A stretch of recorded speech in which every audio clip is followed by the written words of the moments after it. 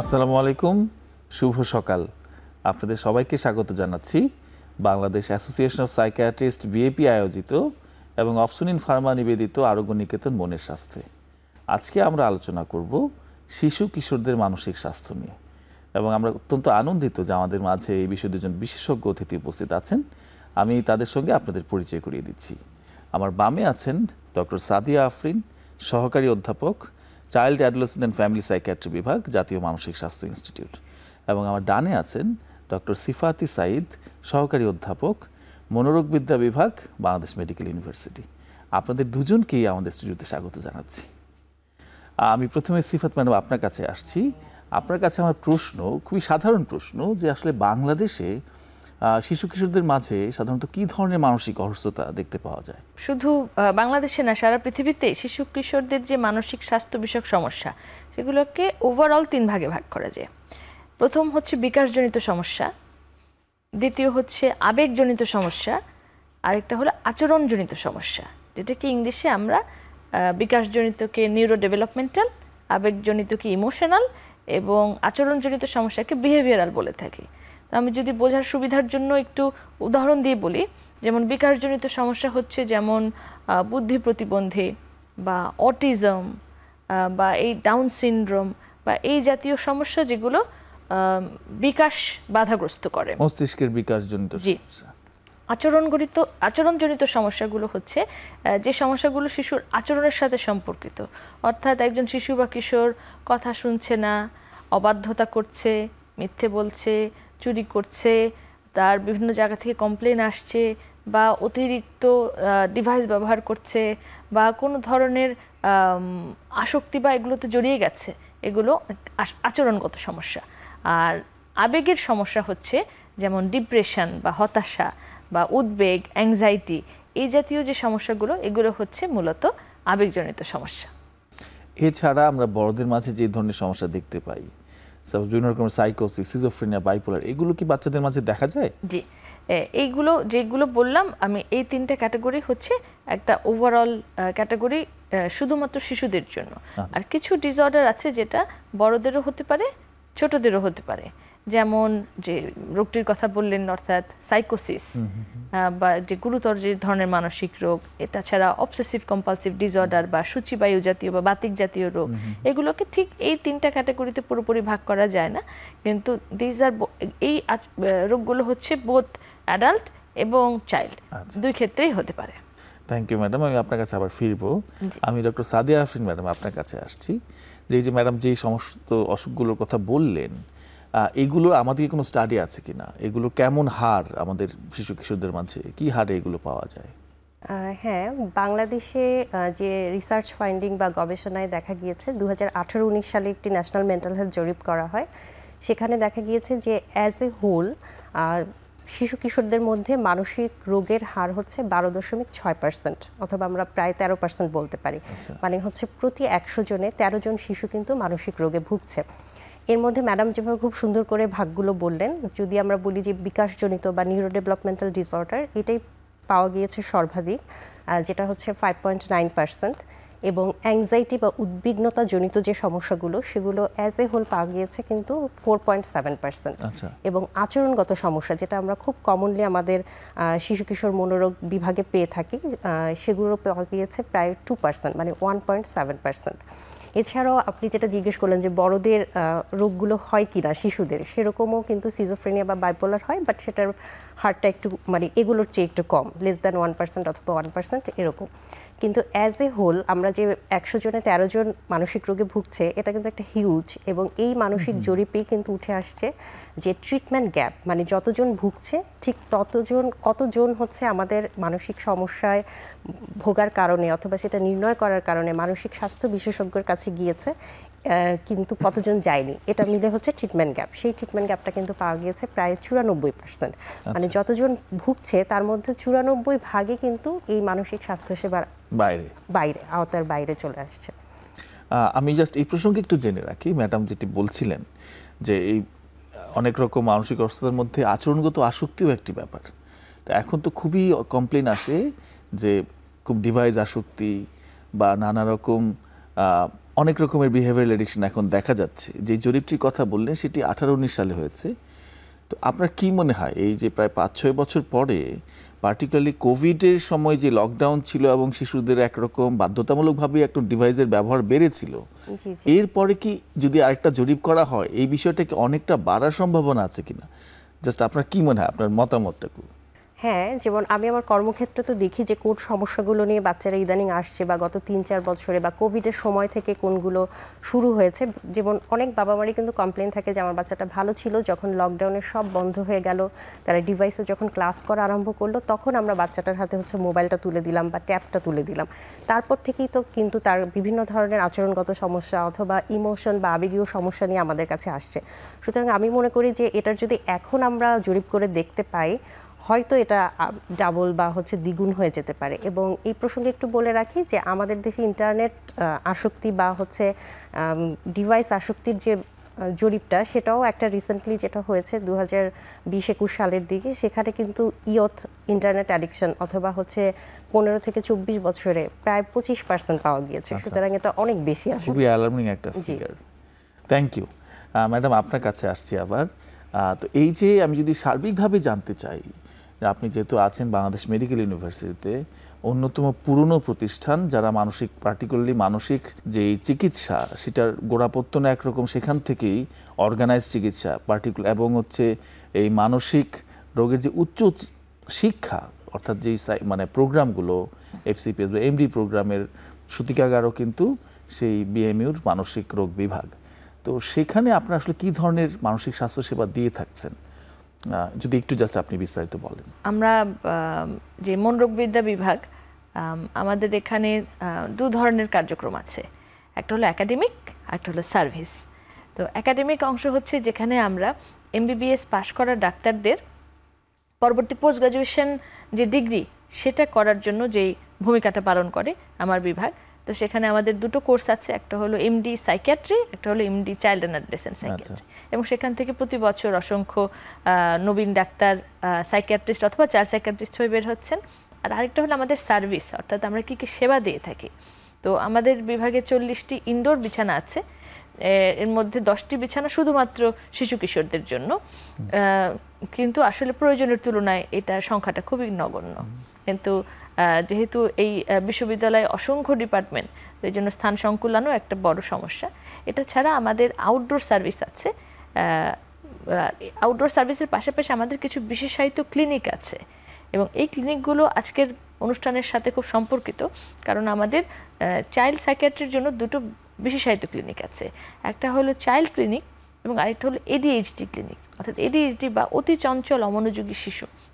এবং এটা কিন্তু অনেকেই জানেন না যে যারা গিয়ে মানে এই সরকারি একটা হাসপাতালে খুবই নামমাত্র মূল্যে যে এরকম একটি বিশেষায়িত সেবা পেতে পারেন, এটা কিন্তু অনেক মানুষই জানেন। এবং এরকম টিভি অনুষ্ঠানের মাধ্যমে কিন্তু মানুষ এটা জানতে পারেন যে প্রতি রবিবারে ADHD ক্লিনিক এবং প্রতি বুধবারে কিন্তু চাইল্ড ক্লিনিক পরিচালিত হয়, এবং সেখানে কিন্তু আলাদাভাবে শুধুমাত্র শিশু কিশোর মানসিক স্বাস্থ্য সমস্যা যেসব রোগী এবং বাবা মা আছেন তাদেরকে চিকিৎসা দেওয়া হয়। এটা ছাড়াও শুধুমাত্র মা বাবাদের জন্য আমরা কিন্তু অনেক প্যারেন্টিং নিয়ে কথা বলি, অনেক আলাপ হয়, ইন্টারনেটেও আপনি দেখবেন অসংখ্য কন্টেন্ট।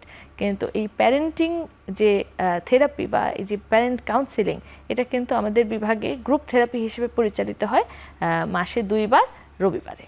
আচ্ছা, খুবই চমৎকার ম্যাডাম। যদিও এটি অপ্রতুল, কিন্তু আমার মনে হয় আরও এইভাবে আপনারা এগিয়ে যাবেন। আপনার কাছে ম্যাডাম আসছি যে জাতীয় মানসিক স্বাস্থ্য ইনস্টিটিউট, যেহেতু এটি একমাত্র national institute of mental health, সেখানে আপনারা শিশু কিশোরদের কী ধরনের মানসিক স্বাস্থ্যসেবা ব্যবস্থা রেখেছেন?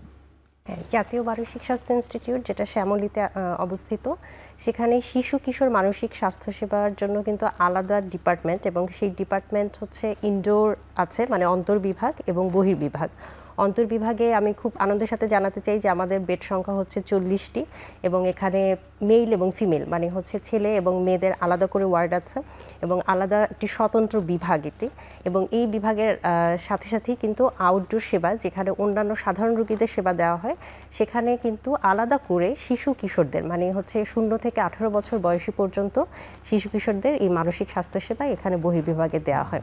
এবং প্যারেন্টিং গ্রুপ থেরাপি অথবা হচ্ছে শিশু কিশোরদের জন্য যদি ইন্ডিভিজুয়াল সাইকোথেরাপি লাগে সেই ব্যবস্থাও এখানে আছে। এবং প্যারেন্টিং গ্রুপ থেরাপিটা আমাদের জাতীয় মানসিক ইনস্টিটিউটে প্রতি সোমবার হয়, সকাল 11টায় হয়, এবং সেটা অনেক প্যারেন্টসদের একসাথে নিয়ে একটি গ্রুপ থেরাপি পরিচালনা করা হয়। ম্যাডাম যেটি বলছিলেন যে ওখানে একাডেমিক কার্যক্রমও আছে, জাতীয় মানসিক স্বাস্থ্য ইনস্টিটিউটে আপনাদের কোনো একাডেমিক কার্যক্রম আছে চাইল্ড এন্ড অ্যাডোলেসেন্ট সাইকিয়াট্রি নিয়ে? জি, জাতীয় মানসিক স্বাস্থ্য ইনস্টিটিউটে একদমই বিএমইউর মতো হচ্ছে এমডি, এফসিপিএস, এমসিপিএস এই হচ্ছে পোস্ট গ্রাজুয়েশন অ্যাক্টিভিটিস বা কার্যক্রমগুলো চালু আছে, এবং সেখানে চাইল্ড সাইকিয়াট্রির এমডি কোর্সও আছে এবং এফসিপিএস কোর্সও আছে। Thank you madam. আমি আবার আপনার কাছে ফিরছি। আমরা তো মোটামুটি সার্ভিস সম্পর্কে কিছুটা ধারণা হলো। এই প্রসঙ্গে যদি বলে রাখি, আমরা এইটাতে একটু পরে আবার ফিরব, আমি আবার একটু সমস্যার দিকে চলে যাই। সেটা হচ্ছে এই যে শিশু কিশোরদের মানসিক স্বাস্থ্য সমস্যা নিয়ে কথা হচ্ছে এবং তার সঙ্গে খুবই ক্লোজলি কানেক্টেড এখন আমরা দেখতে পাচ্ছি একটা সমস্যা, খুবই পত্রিকাগুলোতে আসছে, টিভিতে রিপোর্টিং হচ্ছে, আমরা নিজেরা অনেক ক্ষেত্রে ফেস করছি, সেটি হচ্ছে গ্যাং কালচার। যে আচরণগত সমস্যার একটি কথা বলেছেন, এবং এখন এই জিনিসগুলো আগে হয়তো অল্প অল্প দেখা যেত, কিন্তু এখন কেমন যেন এটা খুব এই ক্লাস্টারগুলো অনেক বেড়ে গেছে। এই ব্যাপারটা নিয়ে আমাদেরকে একটু বলবেন কিনা যে এটার সঙ্গে মানসিক রোগের কি সম্পর্ক, শিশু কিশোরদের মানসিক স্বাস্থ্য সমস্যার কি সম্পর্ক, এবং কি করা যেতে পারে, এই কেনই বা এই উত্থান এই গ্যাং কালচারের? এটাকে আমরা অ্যাডোলেসেন্ট গ্যাং বলে থাকি, কারণ সাধারণত কিশোরদের দ্বারাই এই গ্যাংটি পরিচালিত হয়। এবং বাংলাদেশে এখন পর্যন্ত গ্যাং কালচারের মধ্যে শুধুমাত্র ছেলেদের গ্যাংটাই আমরা বেশি দেখে থাকি।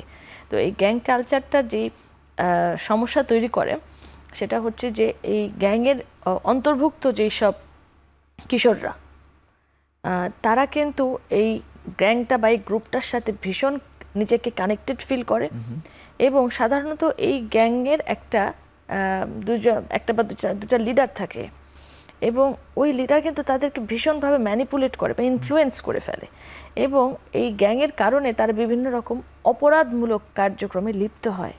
কিন্তু যেটা হয়তো সে একা হলে এটা করতো না, কিন্তু যেহেতু সে এই গ্রুপের অংশ, তারা কিন্তু এই অপরাধমূলক কাজে লিপ্ত হয়, এবং অনেক সময় এটা খুব বাড়াবাড়ি পর্যায়ে, এমনকি মার্ডার পর্যায়ে চলে যায়। এরকম ঘটনা আমরা অনেক দেখেছি, এবং এটা কখনো কখনো তাদের জন্য একটা প্রেস্টিজের ব্যাপার হয়ে যায়, এবং এমন একটা ব্যাপার হয় যে এই পাড়ার গ্যাংয়ের সাথে ওই পাশের ওই পাড়ার গ্যাংয়ের একটা কনফ্লিক্ট, বা তাদের মধ্যে এটা একটা তাদের মানে একটা ইয়ের খেলা, তাদের মধ্যে একটা প্রতিযোগিতার খেলা, এবং তাদের মধ্যে এরকম মারামারি হচ্ছে, এবং তারা একজন আরেকজনকে হচ্ছে কি কোনোভাবে মানে ক্ষতি করার চেষ্টা করছে। এবং এটা থেকে যেটা মানে বেশ গুরুতর সমস্যা মানসিক স্বাস্থ্যে দেখা যায়, যে আমি যে বলেছিলাম যে আচরণগত সমস্যা যাদের থাকে, এবং যাদের দেখা যায় যে যেই অ্যাডোলেসেন্ট গ্যাংটা যারা লিড করে, সাধারণত তাদের এই আচরণগত সমস্যা, কন্ডাক্ট ডিসঅর্ডার বা কখনো কখনো অ্যান্টি সোশ্যাল পার্সোনালিটি ডিসঅর্ডার থাকে। এবং যারা এই গ্যাংয়ের অংশ থাকে তারা কিন্তু অনেক সময় সম্পূর্ণ মানে পুরোপুরি না বুঝেই হয়তো এমন কোনো কাজ করে ফেলছে যেটা তার জন্য, তার পরিবারের জন্য অথবা সোসাইটির জন্য একটা খুবই সমস্যাদায়ক আচরণ। তো এই বিষয়টা কিন্তু আমরা দেখছি যে গত কয়েক বছর ধরে এটা উত্থান হচ্ছে, এবং দুঃখজনক ব্যাপার যেটা হচ্ছে যে এমন একটা কনসেপ্ট তৈরি হচ্ছে যে এরকম একটা গ্যাংয়ে থাকা একটা খুব কুল ব্যাপার। আচ্ছা। এবং অ্যাডোলেসেন্ট ছেলেরা মনে করছে যে সে যে একটা গ্যাংয়ের অংশ, এটা খুব একটা কুল ব্যাপার, এবং এটাকে তারা শো অফ করতে চাচ্ছে, তারা সোশ্যাল মিডিয়াতে এটা মানে পোস্ট করছে, এবং এই গ্যাংয়ের সাথে সময় কাটানো, তারা দেখা যাচ্ছে রাত 11টা পর্যন্ত বাইরে থাকছে, দল বেঁধে কোথাও ইয়েতে যাচ্ছে, কোনো অপরাধমূলক কার্যক্রমে লিপ্ত হচ্ছে, এবং আরেকটা খুব কমন হচ্ছে যে তারা নেশা করছে, কোনো ধরনের অ্যাডিকশানে জড়িয়ে পড়ছে। তো এই জন্য আসলে এই গ্যাং কালচারটা এটা আসলে খুবই অ্যালার্মিং একটা ব্যাপার, এবং এটার মানে ইতিমধ্যে এটা বেশ উত্থান হয়ে গেছে, এবং এটা অবশ্যই দ্রুত নিয়ন্ত্রণ করা দরকার। ম্যাডাম, এই প্রসঙ্গে আরেকটু বলি আপনি বললেন যে আসলে ফিমেলদের গ্যাং খুব একটা দেখা যায় না, কিন্তু অনলাইনে কিন্তু দেখা যাচ্ছে। আমরা বিটিএস আর্মির কথা শুনেছি, যে যারা খুব বিটিএস ভক্ত তাদের কিন্তু অনলাইনে বেশ আগ্রাসী একটা রূপ দেখা যায়, যদিও ফিজিক্যালি বা অফলাইন হয়তো আমরা তেমন দেখতে পাচ্ছি না। কেন এগুলো হচ্ছে? এটা কি আসলে শুধুই পাশ্চাত্যের সাংস্কৃতিক আগ্রাসন, নাকি আসলে আমাদের সাংস্কৃতিক দুর্বলতা বা আমাদের এই যে একটা অস্থিরতা আছে, বা এই পরিবারগুলো ভেঙে যাচ্ছে, পারিবারিক মূল্যবোধের অভাব, নাকি আমাদের শিক্ষার ঘাটতি? আপনার কাছে কি মনে হয় ম্যাডাম? আসলে সবকিছু মিলে। কারণ হচ্ছে এখন তো আসলে গ্লোবাল কালচার, তো যে জিনিসগুলো আগে বাংলাদেশের কালচারে ছিল না, কিন্তু এটা কিন্তু অন্য কালচার থেকে আসছে। তো অন্য কালচার থেকে যেমন মানুষ ভালো জিনিস নেবে, কিন্তু খারাপ জিনিসও তো চলে আসে। এবং সেই সাথে কিন্তু এখানে কিন্তু মানে তিনটা মানে প্রতিষ্ঠানের ভূমিকা আছে।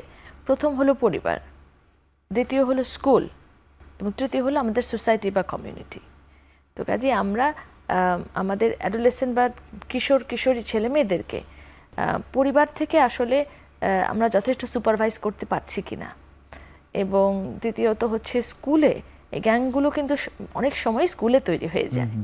বেশিরভাগ সময় আমরা দেখি যে স্কুল থেকে তৈরি হচ্ছে, এবং তখন স্কুল থেকে এই জিনিসটা যে তৈরি হচ্ছে তখনই এটা প্রিভেন্ট করা বা এই বিষয়টার আর একটু স্কুল কর্তৃপক্ষ এই বিষয়টাকে কোনোভাবে নজরে আনতে পারেন কিনা।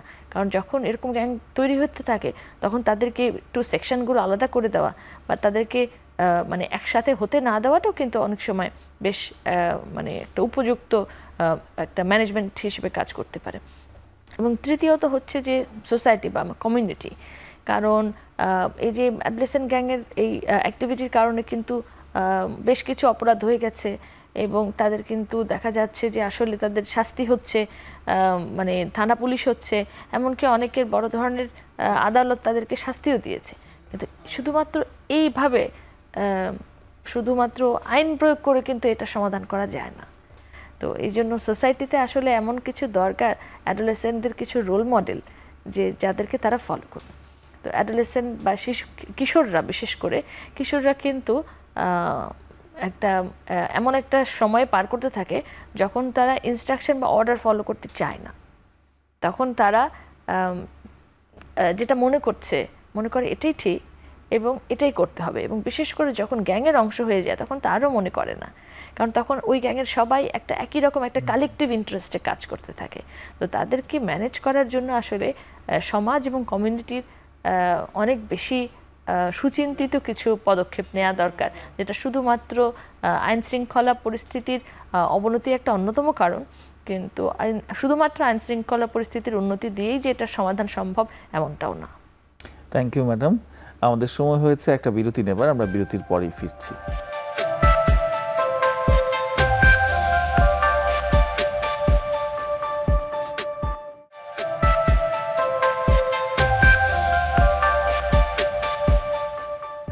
দর্শক, ফিরে আসলাম বিরতির পর। অপসুনিন ফার্মা নিবেদিত আরোগ্য নিকেতন মনের স্বাস্থ্যে। এবার সাদিয়া আফরিন ম্যাডাম, আপনার কাছে আমার প্রশ্ন। আমরা দেখতাম যে করোনার বা এই যে কোভিডের আগেও, যে কথাটি একটু আগেও বলেছি, যে জিনিসটা আমরা অত হয়তো দেখতে পেতাম না, কিন্তু কোভিডের পরে আমার কেমন একটা সুনামির মতো চলে এসছে। সবারই একটাই কথা যে আমার বাচ্চা সারাক্ষণ মোবাইল দেখে, তাকে এখান থেকে সরানো যায় না, তার নাওয়া খাওয়ার খবর নাই, সে দিনে 8-10 ঘন্টা 6-7 ঘন্টা মোবাইল দেখে। তো এটি আসলে এই যে একটা ডিভাইস আসক্তি আমরা দেখতে পাচ্ছি, এবং যদি সত্যিকার অর্থে একটা ন্যাশনাল জরিপ এটার ক্ষেত্রে হয়, আপনি যেটি বলেছেন যে এক ধরনের একটা জরিপ হয়েছিল, তার মানে শুধু শিশু কিশোরদের মধ্যে করলেও এটার একটা ভয়ানক পার্সেন্টেজ আমরা দেখতে পাবো। তো এটার ক্ষেত্রে কি করণীয়, কেন হচ্ছে, সমাধান কি? মানে সাদা চোখে খুব ভালো সমাধান কি আমাদের হাতে এই মুহূর্তে আছে কিনা? হ্যাঁ, যেটা বললাম যে বাবা মারা এখন অনেকেই কমপ্লেন নিয়ে আসেন যে কোভিডের সময় থেকেই আসলে খুব ছোট বাচ্চাদেরও কিন্তু অনলাইন ক্লাসটা যখন শুরু হয়ে গেল, তাদের সাথে আমরা পরিচয় করিয়ে দিয়েছি ডিভাইস বা ট্যাবের। তো তারা যেইভাবে ইউজটা শিখেছে হয়তো শিক্ষণীয় বা লার্নিংয়ের কাজে, কিন্তু পরবর্তীতে কিন্তু এটা চলে আসছে যে তাদের নিয়ন্ত্রণের মধ্যেই, যে তারা এটা ছাড়া খাচ্ছে না, অথবা হচ্ছে তাদের অন্যান্য খেলা অথবা হচ্ছে অন্যান্য কাজকর্ম বাদ দিয়ে তারা বেশিরভাগ সময় হচ্ছে ডিভাইসের প্রতি আসক্ত হয়ে গিয়েছে। এবং কিশোর বয়সে যেটা হয় যে অনেক সময় কিশোর বয়সটা তো আসলে একটা ট্রানজ্যাকশন পিরিয়ড, বা আমরা বলতে পারি যে অ্যাডাল্টহুড অথবা চাইল্ডহুডের মাঝখানে একটা যে সময়টা, তো কিশোর বয়সটা যেমন খুব এক্সপ্লোরিং, বা সবাই অনেক কিছু হচ্ছে আবিষ্কার করতে চায়, নিজেকে যেমন আবিষ্কার করতে চায়, চারপাশে কি ঘটছে, এবং তাদের মধ্যে একটা কৌতূহল স্বভাবজাতভাবেই থাকে। তো সেই কৌতূহল নিবারণের জন্যই হোক, অথবা হচ্ছে আশেপাশের পিয়ার প্রেশার বা অন্যান্য ওদের যে পিয়ার গ্রুপ, যেমন ধরেন স্কুলে থাকতে পারে, অথবা হচ্ছে ওদের বাসার আশেপাশে যে বন্ধুদের সাথে মিশছে, তাদেরকে হয়তো দেখছে যে তার বাবা মা হয়তো তাকে ট্যাব কিনে দিয়েছে বা মোবাইল কিনে দিয়েছে, তাদেরও একটা তখন আগ্রহ জন্মায় যে আমার কেন থাকবে না। তো এই সব কিছু মিলিয়ে আসলে ডিভাইসটা বাচ্চাদের কাছে আমরা খুব সহজলভ্য করে দিয়েছি, যে কোনো বাচ্চা ট্যান্ট্রাম করছে বা বাচ্চা খেতে চাচ্ছে না, তাকে যেমন বাবা মা শান্ত করার জন্য ডিভাইস দিচ্ছে, আবার কিশোর বয়সে হচ্ছে তাদের একটা চাহিদা বা কৌতূহল থেকে তারা বাবা মার কাছ থেকে কিন্তু এটা আদায় করে নিচ্ছে। তো কুফল বা প্রভাবটা আমরা যেটা পাচ্ছি যে পড়াশোনায় কিন্তু খুব ডিটেরিয়েশন হচ্ছে বা খারাপ রেজাল্ট নিয়ে অনেক সময় আসছে, মনোযোগের ঘাটতি, এই কমপ্লেনটা সবাই সাধারণত করে থাকে যে আগে আমি পড়তে পারতাম বা আগে আমি ক্লাসে একটু মনোযোগ দিয়ে বসতে পারতাম, এখন আমি দীর্ঘ সময় মনোযোগ দিতে পারছি না। এবং বাবা মারও এই কমপ্লেনটা খুব বেশি মাত্রায় করে থাকে। ঘুমের ঘাটতি হয়, যেমন অনেক রাত জেগে হচ্ছে তারা ডিভাইস ইউজ করছে, তো দেখা যায় যে একটা ঘুমের ঘাটতির কারণে বা স্লিপ সাইকেলটা তাদের অল্টারেট হয়ে যায়, তারা রাত জেগে থাকে কিন্তু দিনের বেলা ঘুমাচ্ছে, বা দিনের বেলা তারা একটু ঘুম ঘুম ভাবের কারণে স্কুল, কোচিং বা অন্যান্য যে সামাজিক কার্যক্রম সেগুলো থেকে নিজেকে একটু আইসোলেটেড বা একা করে ফেলছে। তো সামগ্রিক যে প্রভাবটা পড়ে সেটা আলটিমেটলি কিন্তু আমাদের মেন্টাল হেলথ বা মানসিক স্বাস্থ্যের উপরই বিশাল একটা প্রভাব ফেলছে। এখন আমরা যেহেতু কারণ যেটাই হোক না কেন, যে সহজলভ্য করে দিচ্ছি, অথবা হচ্ছে অন্যদের থেকে নিয়ে এসে দেখছে, অথবা হচ্ছে বাচ্চাটা কথা না শুনে তার আসক্তির কারণেই ইন্টারনেটের প্রতি খুব বেশি ঝুঁকে পড়ছে, যেটাই কারণ হোক না কেন আমাদের তো আসলে প্রতিরোধ এবং প্রতিকারটা করা উচিত। তো আমি বাবা মার উদ্দেশ্যে বলতে চাই যে প্রতিরোধের, যেমন এখন আমরা যেসব বাচ্চাকে ছোট থেকে বড় হতে দেখি, তাদের তো একটা শারীরিক বিকাশের পাশাপাশি মনোসামাজিক বিকাশও ঘটে, এবং শুধুমাত্র ডিভাইস কেন্দ্রিক অথবা ডিভাইসে যদি একটা বাচ্চা ছোটবেলা থেকেই অভ্যস্ত হয়ে যায়, তার কিন্তু ওয়ান ওয়ে কমিউনিকেশন হয়, মানে সে একপাক্ষিক একটা কমিউনিকেশন আসে। কিন্তু যখন অন্যান্যদের সাথে মেশে, সেটা বাচ্চা পরিবারের অন্য বাচ্চা হোক বা অন্য সদস্যরা হোক, তখন কিন্তু একটা টু ওয়ে হিউম্যান ইন্টারাকশন বা অন্যদের সাথে তার যোগাযোগের যে দক্ষতা সেটা সে করতে পারছে। অবশ্যই এমনভাবে বাচ্চার পরিপূর্ণ বিকাশের জন্য আমাদের কার্যক্রমগুলো বা দৈনন্দিন যোগাযোগগুলো এমনভাবে করা উচিত যে ডিভাইসের ভূমিকা যেন সেখানে খুব কম থাকে। এবং বাচ্চারা তো আসলে কাদামাটির মতো, আমরা আসলে বড়রা যেভাবে করি সেটাই কিন্তু বাচ্চারা অনুকরণ করে। সুতরাং বড়দের অথবা প্যারেন্টসদেরও দায়িত্ব যে বাচ্চা খেলছে তার দিকে আমি যোগাযোগ বা মনোযোগটা না দিয়ে আমি নিজে হচ্ছে ডিভাইস স্ক্রল করে যাচ্ছি বা ওদিকে আমার মনোযোগ, তখন কিন্তু বাচ্চা এই আচরণটা শিখে নেয়। সুতরাং এইটা একটা প্রতিকারের বা প্রতিরোধের ব্যবস্থা হতে পারে। প্রতিকার, যাদের ইন্টারনেট আসক্তি হয়ে গেছে বা সেটার কারণে বিভিন্ন ধরনের মানসিক সমস্যা নিয়ে যদি আসে, তাহলে আমরা অবশ্যই বলি যে একটা সুনিয়ন্ত্রিত বা দৈনন্দিন একটা রুটিন করা, যেখানে তার প্রত্যেকটা কাজের জন্য একটা সুনির্দিষ্ট নিয়ম থাকবে এবং সময় থাকবে। সেই অনুযায়ী যদি তাকে আমরা অভ্যস্ত করতে পারি, তাহলে হয়তো ডিভাইসের যে তার যে ব্যবহৃত সময়টা বা ডিভাইসটার দিকে যে তার ঝোঁকটা সেটা হয়তো কমে আসবে। এবং ডিভাইসটা অনেকেই কিন্তু রিক্রিয়েশনাল কাজে ইউজ করে, সুতরাং বিনোদনের অন্যান্য যে অল্টারনেটিভ পাথওয়েগুলো বা বিকল্প যে ব্যবস্থাগুলো সেগুলো কিন্তু আমাদের এনশিওর করা উচিত। এখন দুঃখের সাথেই বলতে হয় যে আমাদের শহুরে জীবনে আসলে মাঠ নেই, খেলার মাঠ নেই, খেলার সঙ্গী নেই, কোনো স্পেস নেই। তো এই জিনিসগুলো আসলে আমরা যদি পরিবার বা সামাজিকভাবে দেখতে পারি যে আমাদের বাচ্চাদের একটি সুস্থ মানসিক বিকাশের জন্য তাদের খেলাধুলা অথবা সুস্থ সংস্কৃতির একটা যোগাযোগ স্থাপন করিয়ে দিতে পারি, তাহলে কিন্তু তাদের মধ্যে ইন্টারনেট আসক্তি বা ইন্টারনেটের প্রতি অতিরিক্ত মাত্রায় ঝুঁকে পড়াটা প্রতিকার এবং প্রতিরোধ দুটো করাই সম্ভব। থ্যাংক ইউ ম্যাডাম, আপনি অনেক বিস্তারিতভাবে আমাদেরকে বুঝিয়ে বললেন। আমি আবার আপনার কাছে ফিরবো। সিফাত ম্যাডাম, আপনি কি এই বিষয়ে ডিভাইস আসক্তির বিষয়ে কিছু বলবেন কিনা আমাদেরকে? জি, ডিভাইস আসক্তি এখন এমন একটা সমস্যা যে প্রত্যেকটা বাবা মা আমাদের কাছে জানতে চান যে কিভাবে এই ইন্টারনেট বা ডিভাইস আসক্তি শিশু কিশোরদের কমাবো। এই জন্য আমি খুব নির্দিষ্ট করে কয়েকটা পয়েন্ট বলবো। ডক্টর সাদিয়া খুব সুন্দর করে বলেছেন। তো 1 নাম্বার হচ্ছে যে ডিভাইস আসক্তি শিশুদের যারা 10-এর কম তাদের ক্ষেত্রে আমরা কি করতে পারি, এবং তাদের ক্ষেত্রে খুব জরুরি একটা বিষয় হচ্ছে খুব ছোট শিশুদেরকে বাবা মার ডিভাইসের পাসওয়ার্ড বা প্যাটার্ন জানতে না পারে, এই জিনিসটার ব্যাপারে লক্ষ্য রাখা। কারণ এটা যদি সে জেনে যায় তাহলে কিন্তু সে নিজেই ফোন ওপেন করে দেখা শুরু করবে। এবং দ্বিতীয় হচ্ছে যে ইন্টারনেট চালু থাকা অবস্থায় সে যেন ক্রমাগত ডিভাইস দেখতে না পারে, কারণ ইন্টারনেট চালু থাকা অবস্থায় যখন সে ডিভাইস দেখবে তখন কিন্তু বাবা মার কন্ট্রোল থাকবে না।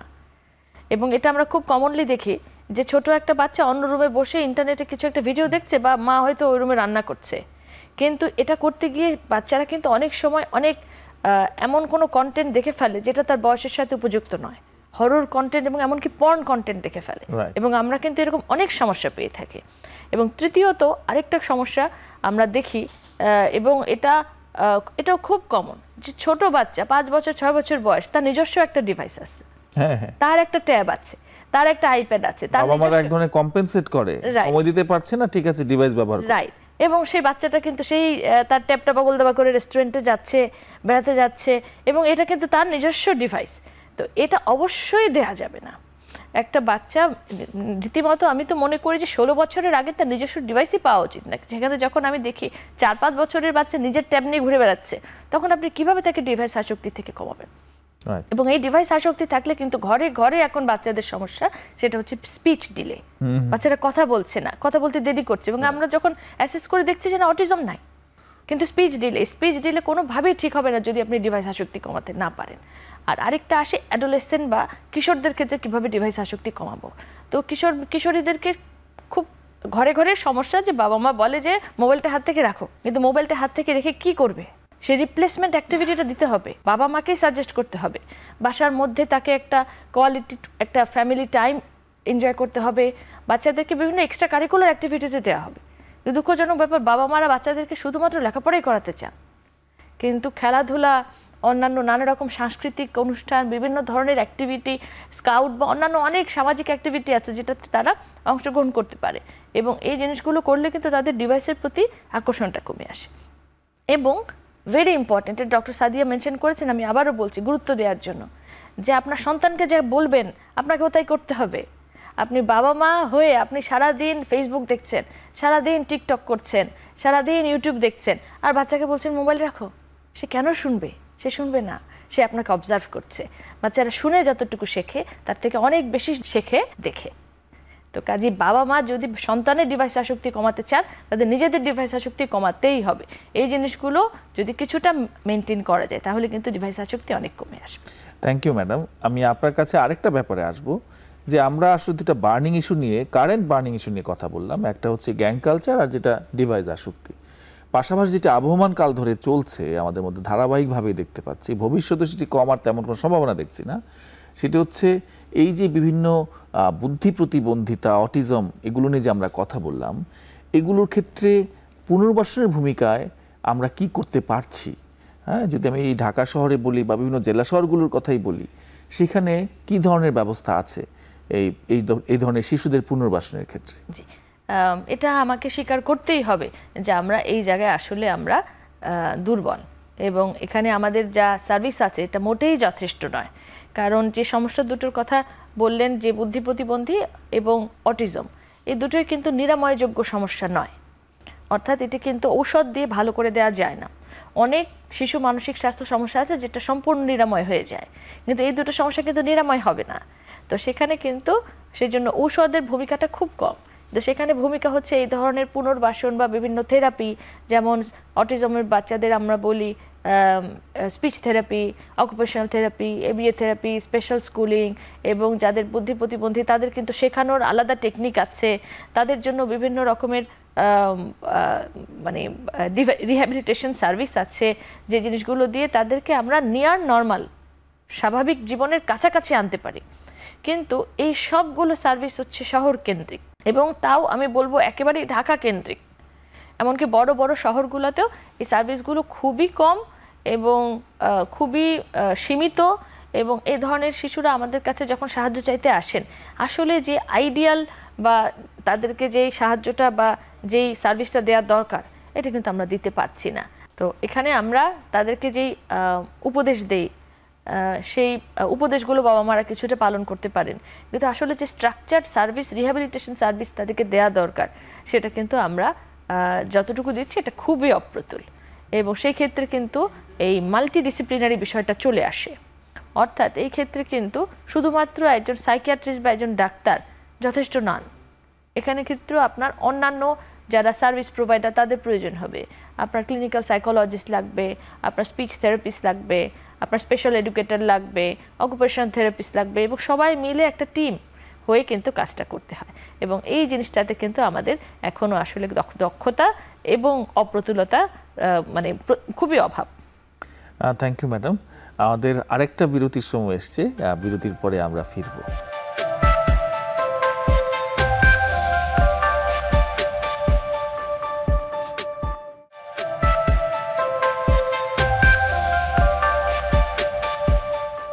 দর্শক, ফিরে আসলাম বিরতির পর।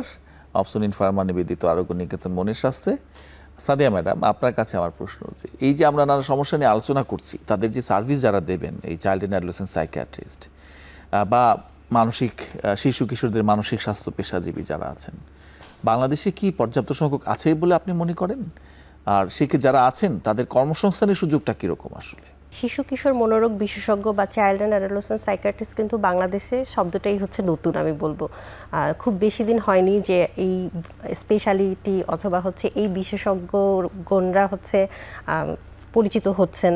কিন্তু প্রথমেই যেটা বলেছি যে এই যে 94% আমাদের ট্রিটমেন্ট গ্যাপ, সেটার অনেক অনেক কারণ আছে, যে সচেতনতার অভাব বা মানুষজন বুঝতেই পারছে না যে আমার বাচ্চাটা অসুস্থ বা মানসিকভাবে কোনো সমস্যায় ভুগছে।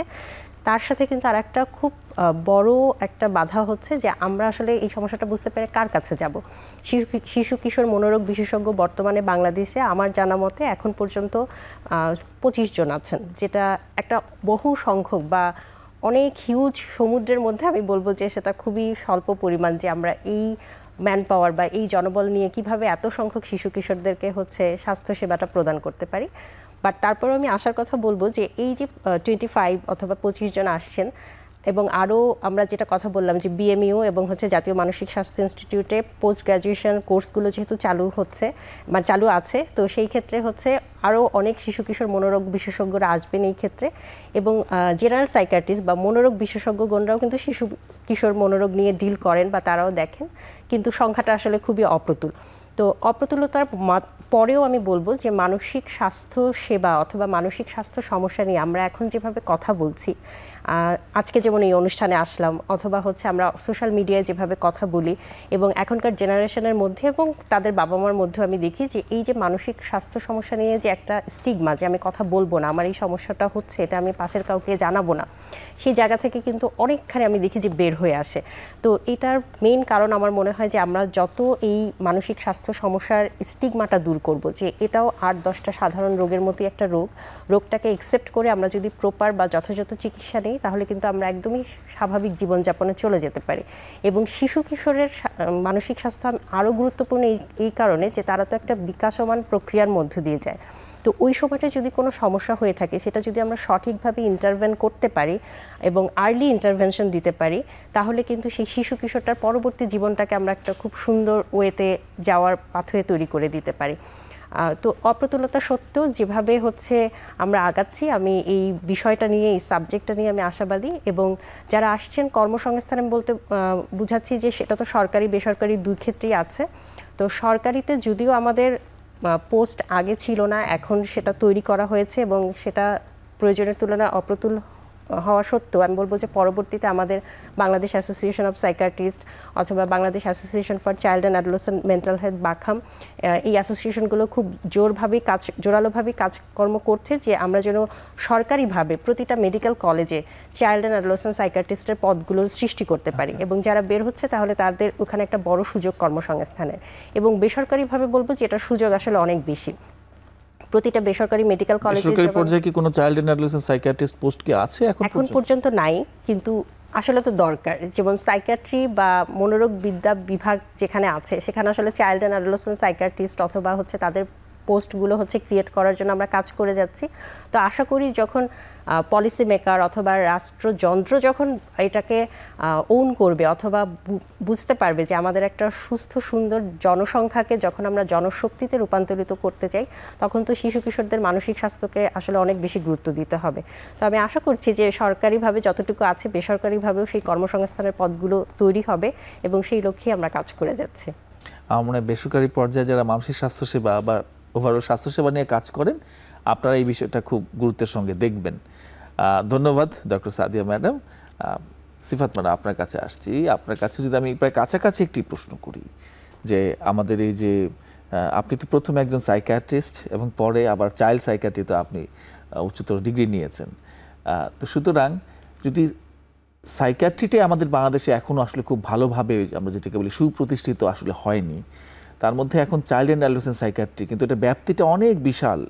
এই যে আমরা শুরুতে যে জরিপের কথা বলেছি, ট্রিটমেন্ট গ্যাপের কথা বলেছি, তো সুতরাং আমাদেরকে ডিমান্ডের দিকে লক্ষ্য রেখে যদি এই চাইল্ড অ্যান্ড অ্যাডোলেসেন্ট সাইকিয়াট্রিকে সুপ্রতিষ্ঠিত করতে হয়, একটা দৃঢ় ভিত্তির উপর দাঁড় করাতে হয়, সামনে আমাদের কি কি করণীয় আছে আপনি বলে মনে করেন? কিছু কাজ আছে আমাদের সমাজে এবং কিছু কাজ আছে আমাদের আন্ডার গ্র্যাজুয়েট মেডিকেলের জন্য, অর্থাৎ এমবিবিএস কারিকুলামে কিন্তু চাইল্ড সাইকিয়াট্রির কিছু কম্পোনেন্ট থাকা দরকার। কারণ আমি দেখি যে যেটা ডক্টর সাদিয়া বললেন যে মানুষ জানেই না এই সাবজেক্টটা আছে, এমনকি ডাক্তাররাও কিন্তু জানে না। ডাক্তাররা যখন জানে যে চাইল্ড সাইকিয়াট্রি বলে একটা আলাদা কোর্স আছে এবং চাইল্ড সাইকিয়াট্রির আলাদা ডিগ্রি আছে, অনেক ডাক্তাররা অবাক হন, কিন্তু সেই ডাক্তাররা কিন্তু খুশিও হন এবং বলেন যে আমি আপনার কাছে একটা বাচ্চা পাঠাবো, অথবা আমি আমার নিজের বাচ্চাটাকেই আপনার কাছে নিয়ে আসব। কারণ এই শিশু কিশোরদের মানসিক স্বাস্থ্য সমস্যা কিন্তু সবাই ফেস করছেন, কিন্তু ওই যে একটা স্টিগমা আছে না যে মানসিক ডাক্তারের কাছে নিয়ে যেতে হবে আমার বাচ্চাকে, এটা মানতে পারেন না অনেক সময়। কিন্তু এটাও কিন্তু বেশ পরিবর্তন হচ্ছে এবং এখন কিন্তু আমরা একটা পজিটিভ পরিবর্তন দেখি যে বাবা মাকে ছেলেমেয়েরা নিয়ে আসছে। অর্থাৎ আমার কাছে যখন আমি বাবা মাকে জিজ্ঞেস করি ওকে কেন নিয়ে আসছেন, অনেক বাবা মা বলে যে ওই আমাদেরকে নিয়ে আসছে, অর্থাৎ ও বলেছে যে আমার একজন মেন্টাল হেলথ স্পেশালিস্ট দেখাতে হবে। তো কাজে এই যে অ্যাওয়ারনেসটা, এটা যদি আমরা তৈরি করতে পারি, অর্থাৎ স্কুল কলেজে এই যে ইনস্টিটিউশনগুলো যেখানে বিশাল সংখ্যক শিশু কিশোররা আছে, তাদের ক্ষেত্রে যদি আমরা এরকম সচেতনতামূলক অনুষ্ঠানগুলো করতে পারি, তাদেরকে বিষয়গুলো জানাতে পারি, এবং হচ্ছে সামাজিকভাবে বিভিন্ন যে এরকম টিভির অনুষ্ঠান, এগুলো কিন্তু খুব সাহায্য করে মানুষকে এবং একটা বড় মাস মিডিয়া থেকে অনেক বিশাল সংখ্যক মানুষ একসাথে কিন্তু এই বিষয় সম্পর্কে জানতে পারে। তো এই কার্যক্রমগুলো চালিয়ে যাওয়া, এবং আমরা কিন্তু ভীষণ প্রিভেনশনে জোর দিই, অর্থাৎ মানুষ চাইল্ড সাইকিয়াট্রিক যে ডিসঅর্ডার বা শিশু মানসিক স্বাস্থ্য সমস্যাগুলো হওয়ার আগেই যেন প্রতিরোধ করা যায়। তো এই প্রিভেনশনের দিকে যদি আমরা জোর দিই, অর্থাৎ অসুখ হলে চিকিৎসা দিব সেটা তো পরের কথা, কিন্তু তার আগে এমন কিছু স্টেপ নেওয়া যেন অসুখগুলো তৈরিই না হয়, তো সেই বিষয়গুলোতে জোর দেওয়ার জন্যও কিন্তু এই অ্যাডভোকেসির জন্যও কিন্তু দরকার। তো এই জন্য সরকারি লেভেলে, অর্থাৎ একদম হেলথ মিনিস্ট্রি থেকে শুরু করে অনেকগুলো মিনিস্ট্রি কিন্তু, এবং এই যে নারী শিশু মন্ত্রণালয়, তাদেরও কিন্তু অনেক এরকম প্রিভেনশন অ্যাক্টিভিটি থাকে। তাদের সব কিছুর মধ্যে এটি একটা ছাতার নিচে যেন চলে আসে যে শিশুদের মানসিক স্বাস্থ্য ভালো রাখার জন্য যা যা করা দরকার, সেই বিষয়টার মধ্যে চাইল্ড সাইকিয়াট্রিকেও যদি আমরা ইনভলভড রাখি, তাহলেই কিন্তু আসলে এই সাবজেক্টটাও সামনের দিকে আগাবে। এবং ওভারঅল আমরা সবাই যেটা চাই যে বাংলাদেশের শিশু কিশোরদের মানসিক স্বাস্থ্য ভালো থাকুক। এই ভালো থাকার জন্য কিন্তু এই বিষয়ে যারা আমরা স্পেশালিস্ট আছি এবং সামনে আরও যারা স্পেশালিস্ট তৈরি হচ্ছে, তারাও কিন্তু আসলে একটা কার্যকর ভূমিকা রাখতে পারবে। Thank you madam. আমাদের একটা সর্বশেষ বিরতির সময় এসছে, আমরা বিরতির পরে ফিরছি।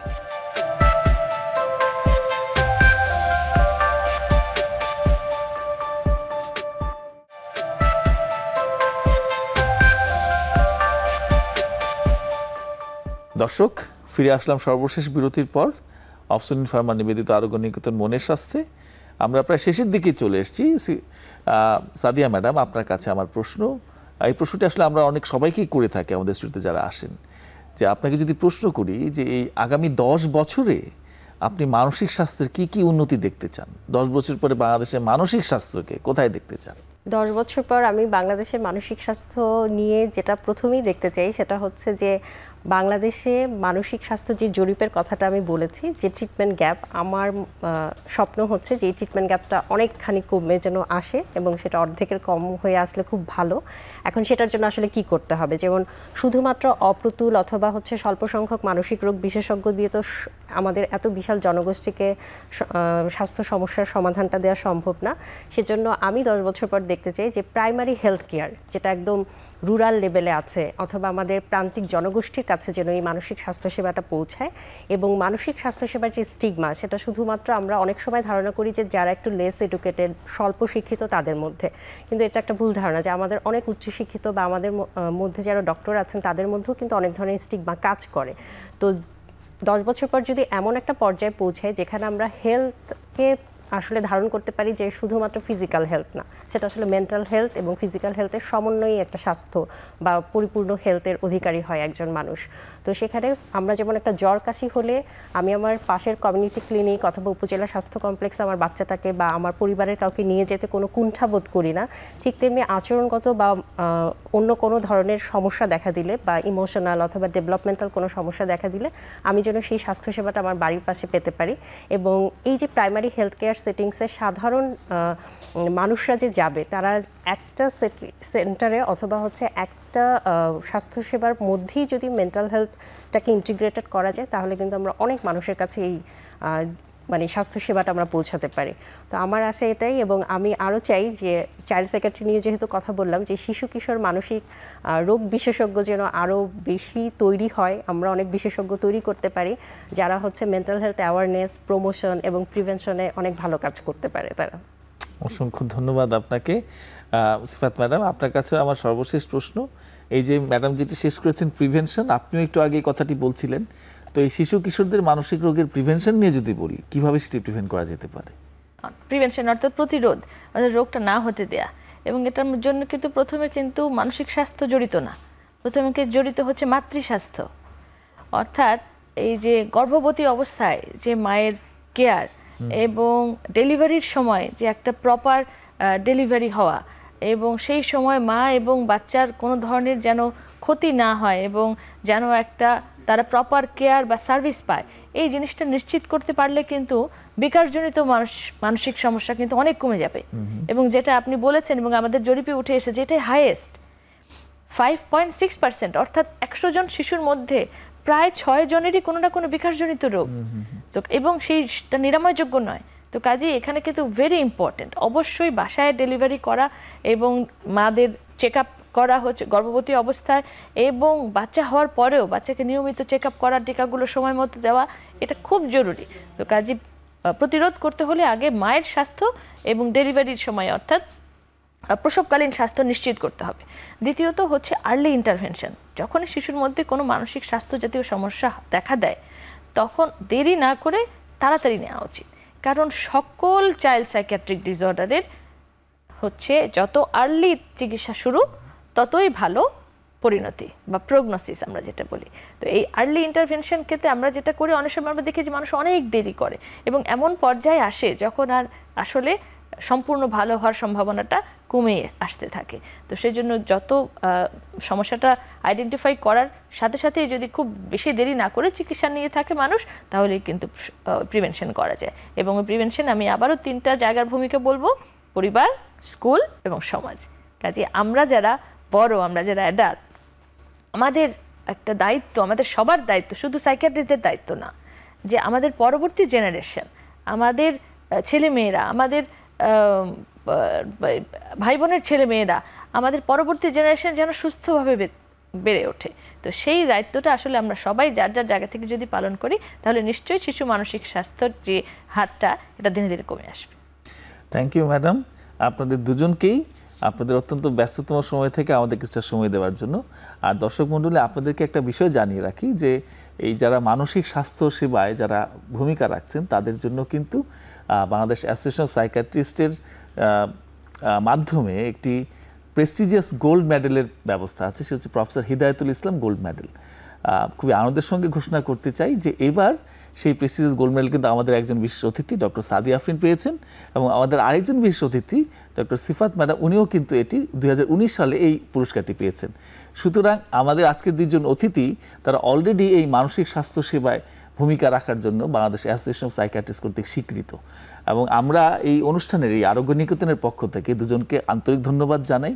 তাদের এই মানসিক স্বাস্থ্য সেবায় অবদান যাতে অন্যদেরকে অনুপ্রাণিত করে এবং তারা যাতে এখানে তাদের কাজ না থামিয়ে দিয়ে সামনে আরও অবদানগুলো অক্ষুণ্ণ রাখেন, এটা যাতে চলতে থাকে। সুতরাং আপনাদেরকে আবারও আমি এই হোস্ট করতে পেরে আমার আন্তরিক কৃতজ্ঞতা জানাচ্ছি। এবং সেই দর্শক মণ্ডলী, আপনাদেরকে অসংখ্য ধন্যবাদ দীর্ঘ সময় ধরে আমাদের এই আলোচনা শুনবার জন্য। আমাদের উদাত্ত আহ্বান থাকবে যে এর মাধ্যমে যাতে আপনাদের চিন্তা ভাবনা এবং আপনাদের যাতে যে সঠিক সময় সঠিক সিদ্ধান্ত নিতে যাতে আপনারা সচেষ্ট হন সেই বিষয়ে এই অনুষ্ঠান ভূমিকা রাখবে বলে আমরা বিশ্বাস করি। আপনাদের সবাইকে আবারও ধন্যবাদ। আসসালামু আলাইকুম।